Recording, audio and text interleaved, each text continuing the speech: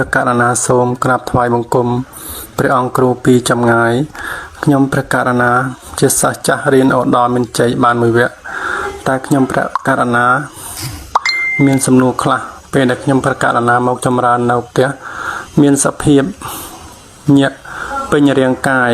មិនថាអិរិយាបថមួយណាទេតែងតែញាក់បើខ្ញុំប្រកាសណាមិនដាក់ទេគឺទ្រាំមិនបាន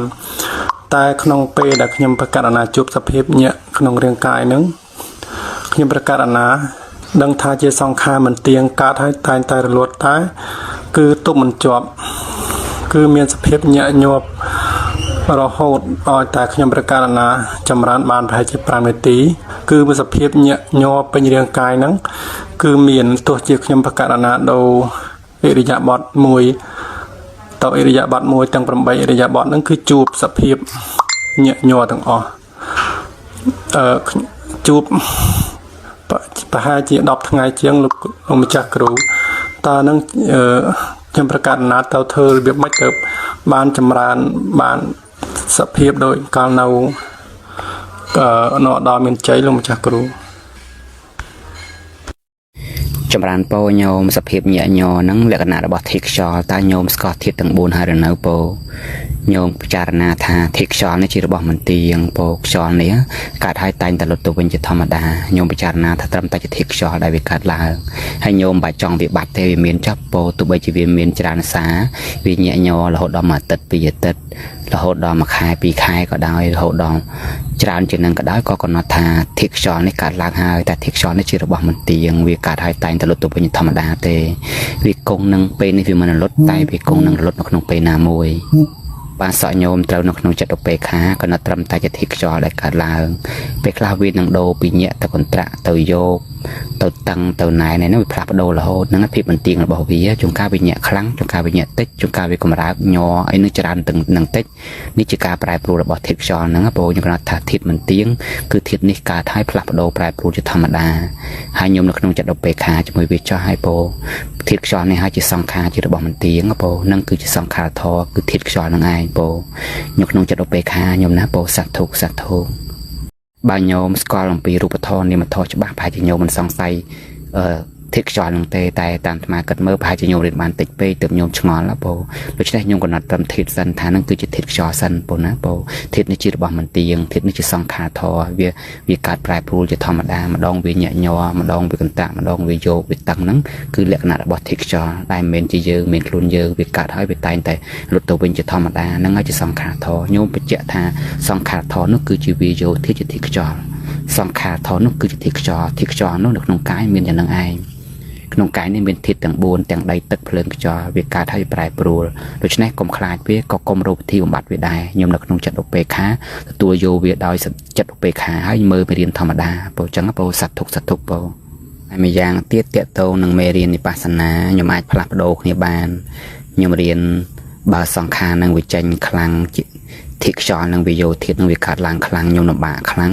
ខ្ញុំអាចសម្លឹងនឹងអង្គុយស្ងៀមអង្គុយសន្លឹងមើលកាយទាំងមូលឲ្យសភាពស្ងៀមស្ងាត់ទៅបងដោយមិនចាំបាច់មើលមេរៀនទេបើញោមមើលមេរៀននាទី10មួយបានហើយបន្ទាប់មកហើយញោមមើលមេរៀនកាយ3ផ្នែកសម្លឹងខាងលើពីក្បាលចុះមកចង្ការ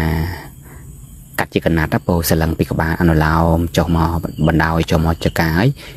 ឡើងចុះបដិឡោមប្រច្រាស់ចុះឡើងពីលើក្បាលឡើងពីចុងសក់ចុះមកចង្ការពីក្បាលពីបង្ហើយមកចុះមកបន្ទាប់មកហើយខ្ញុំបាន3 4 5សារហើយខ្ញុំចុះអំពីស្មាចុះមកចកេះអនុឡោមបណ្ដោយប្រច្រាស់ឡើងវិញចុះឡើងបណ្ដោយចុះប្រច្រាស់ឡើងពីស្មាចុះមកដល់ចង្កេះអនុឡោមបដិឡោមអញ្ចឹងណាបងបន្ទាប់មកហើយទៀតបាន3 4 5សារហើយខ្ញុំសន្លឹងពីចកេះហ្នឹងចុះដល់ចុងជើងដល់អនុឡោមបដិឡោមប្រច្រាស់ចុះប្រច្រាស់ឡើងខ្ញុំរៀនបែបហ្នឹងហើយឲ្យបាន3 4សារហើយខ្ញុំចូលមេរៀនទី10វិញទី10ហើយខ្ញុំសន្លឹងកាយទាំងមូលរៀនប៉ុណ្ណឹងចុះប៉ុណ្ណាហើយកំណត់ដឹងសង្ខារធទៅបើវាញាក់ញ័រធាតុខ្យល់នឹងឡើងខ្លាំងមែនទែនខ្ញុំអង្គុយស្ងៀមបានហើយពិនិត្យស្ងៀមបានហើយកំណត់ថានេះជាធាតុខ្យល់ជាសង្ខារជារបស់មិនទៀងធាតុខ្យល់នេះកើតហើយតែងតែលុតទៅវិញជាធម្មតា បាសក់ញោមនៅក្នុងចិត្តឧបេខាបងណាបងកុំមានសេចក្តីភ័យខ្លាចដោយសារចិត្តកុំឲ្យភ័យខ្លាចជាមួយវាបងពេលដែលញាក់ញ័រនឹងវាកើតឡើងមកជាមួយនឹងការស្ងប់ក៏កុំត្រេកអរជាមួយនឹងការស្ងប់ហើយកុំខ្លាចជាមួយភាពញាក់ញ័ររបស់ធាតុខ្យល់នឹងឲ្យដឹងថាវាជាធាតុខ្យល់ជារបស់មន្ទីរយើងវាកើតវាតែងតែប្រែប្រួលនៅពេលណាមួយញោមនឹងឃើញវាផ្លាស់ប្ដូរជារៀងរាល់ថ្ងៃតែចិត្តរបស់យើងពឹកហាត់ដោយដោះការប្រកាន់ថាជាខ្លួនយើងបងត្រឹមតែធាតុខ្យល់ដែលវាកើតហើយវាលុបទៅវិញទេនៅក្នុងចិត្តឧបេខាបង ធម្មជាតិណាមួយដែលកើតឡើងហើយជាធម្មតាធម្មជាតិនោះរមែងរលត់ទៅវិញជាធម្មតានេះអ្នកណាឲ្យតែសោតាបត្តមៈកើតចំពោះអ្នកណាគឺដឹងយ៉ាងនឹងគ្រប់គ្នាមិនដឹងតាមព្រះសម្មាសម្ពុទ្ធប្រាប់ទេគឺដឹងខ្លួនឯងតែម្ដងយ៉ាងកេញចេសមុទយៈធម្មំសពន្តੰនិរោធធម្មន្តិគឺធម៌ទាំងឡាយណាដែលកើតឡើងហើយជាធម្មតាធម៌ទាំងឡាយនោះរមែងរលត់ទៅជាធម្មតា គ្រូសូមជូនពរឲ្យញោមសប្បុរសទាំងអស់គ្នាទាំងប្រុសទាំងស្រីពុទ្ធបរិស័ទអ្នកមានសេចក្តីចេតនាប្រាថ្នាមានដំណើរចិញ្ចាក់ទុកអំពីវត្តដាក់តាមផ្លូវកាយានុបស្សនាសតិប្បដ្ឋាននេះសូមឲ្យញាតិញោមបានឃើញច្បាស់នៅការកើតលត់របស់សង្ខារដែលអាចឆ្លងផុតរបស់ភូមិបានហើយបានឃើញច្បាស់នៅព្រះនិព្វានក្នុងការខាងមុខនៅក្នុងចិត្តនេះយ៉ាងប្រកបពុទ្ធសាធុ